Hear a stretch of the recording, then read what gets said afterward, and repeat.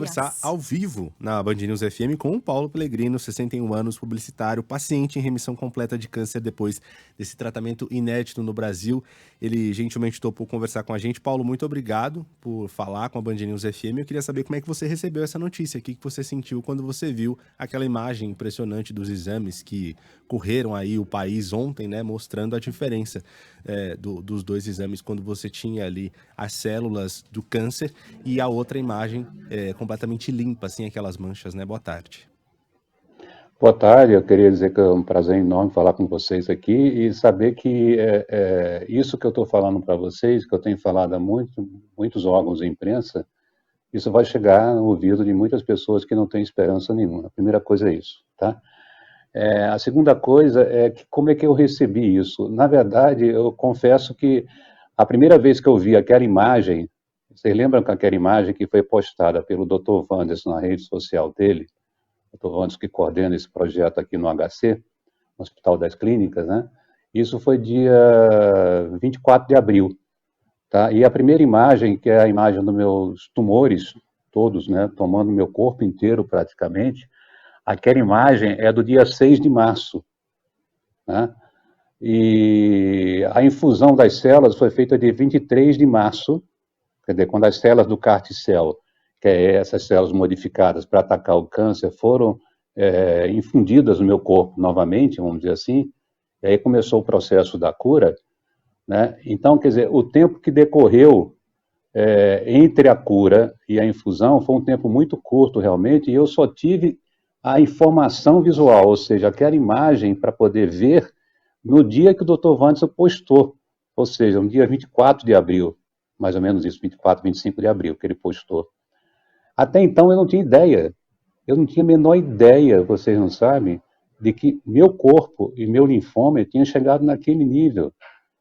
Se alguém tivesse mostrado para mim a imagem de alguém, de um amigo meu, vamos supor, que tivesse aquela quantidade de tumores no corpo, eu, na mesma hora, tentaria falar com ele, enfim, tentar dar todo o apoio, porque eu não acreditaria que ele se curasse, né? Então, quando eu falo, às vezes, uma frase que é meio paradoxal, eu falo que é um milagre da ciência, né? Então, é o que eu digo sempre, para chegar até aqui, né, talvez os médicos tivessem me poupado de passar aquela imagem para mim no dia 6 de março, vamos dizer assim, com o meu corpo todo tomado de linfoma, porque se tivessem passado para mim naquele momento, talvez eu perdesse muito, muito da minha esperança, vamos dizer assim, de que um dia seria curado do meu câncer, né, ou desses cânceres todos que me afligem há muito tempo. Então, para mim, a sensação é tipo assim, a ficha não caiu ainda, tá? Mas eu acho uma coisa absolutamente incrível, sem pensar que sou eu, tá? O que aconteceu, tá? E eu não encontro explicação a não ser dizer que aquilo é a verdadeira expressão da integração da fé e da ciência. Paulo, você teve diagnóstico de qual tipo de câncer? E imagino que nesse tempo, né, foram anos aí de tratamento. Imagino que há momentos de picos, né, de altos e baixos, quando o paciente às vezes está mais otimista, mais esperançoso, outros momentos de desânimo, e isso é natural, né? Então, como é que foi desde o diagnóstico da doença, passando por vários tipos de tratamento nesses anos todos para você? Olha, eu digo o seguinte, tudo começou, na verdade, com o primeiro câncer que eu tive foi um câncer de próstata, né, que foi em 2010, que foi curado em 2014, né, que eu fiz a prostatectomia radical, que é a retirada da próstata, né, cortando o mal pela raiz, vamos dizer assim. É claro que câncer você tem que esperar 5 anos para saber se foi, né, houve uma remissão, houve uma cura completa ou não e tudo. E do câncer de próstata não tem nada, assim, já está tudo resolvido há muito tempo. Só que surgiu o primeiro linfoma em 2018, né? Não tem nada a ver com câncer de próstata, mas surgiu o primeiro linfoma em 2018. E o primeiro linfoma, sinceramente, eu tratei da melhor forma possível e como eu tenho feito ao longo desse tempo inteiro, desses 5 anos de luta contra os linfomas, jogando meu voleibol de praia, entendeu? Mesmo fazendo quimioterapia, sem problema nenhum.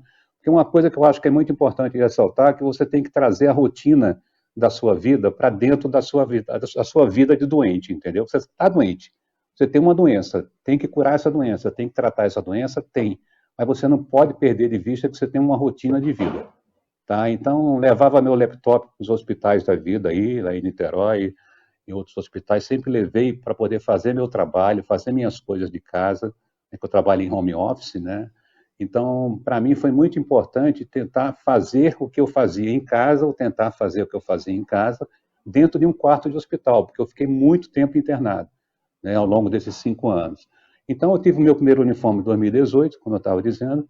O meu segundo linfoma aconteceu no final de 2019, tá? E quando acontece uma distância de tempo menor que 2 anos entre um primeiro e o segundo linfoma, o protocolo médico indica que o paciente tem que fazer um transplante de medula óssea, tá? Que a gente chama de TMO, né? Então, eu fiz um TMO em 2020, junho de 2020, no auge da pandemia, tá? Esse TMO foi autólogo, ou seja, uma doação de mim para mim mesmo, tá? Então, o TMO seria uma outra possibilidade de cura, já que as quimioterapias que eu tinha feito antes não tinham adiantado nada, também não resolveu o problema.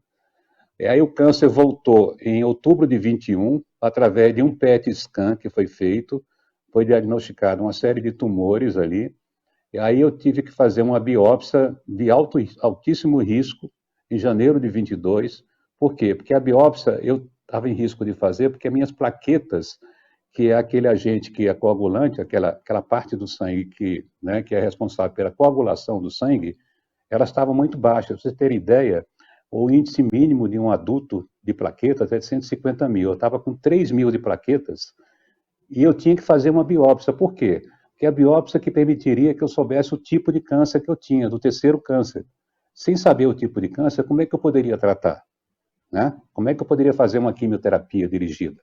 Como é que eu poderia fazer um tratamento? Então, eu tinha que fazer a biópsia.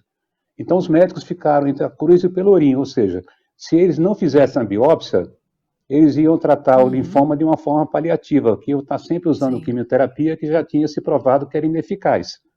Né? Então, foi feita a biópsia, graças a Deus, como o médico falou, foi Deus que me tirou daquela biópsia vivo, né, feito com 3 mil de plaqueta. Então, fiz a biópsia, aí identificou-se que o terceiro câncer, o terceiro linfoma, era exatamente igual aos 2 primeiros. Ou seja, um linfoma não Hodgkins de classe B, célula grande. Sim. Tá? E só, Pode falar. Paulo, só para complementar aqui, para os ouvintes entenderem, o Dr. Dimas explicou que esse tratamento está sendo usado por enquanto para tipos de câncer sanguíneos, não sólidos. Até por isso, esse tipo de câncer do Paulo, a gente imagina, Paulo, que antes do tratamento, essa notícia de que você entraria em cuidados paliativos tenha sido, claro, muito difícil, um momento bem difícil para você e para sua família. Mas daqui para frente, depois dessa boa notícia, depois desse protocolo, como é que vai ser o controle da doença? O controle vai ser o seguinte, eu vou ter que ficar mais 30 dias em São Paulo, eu moro no Rio de Janeiro, né?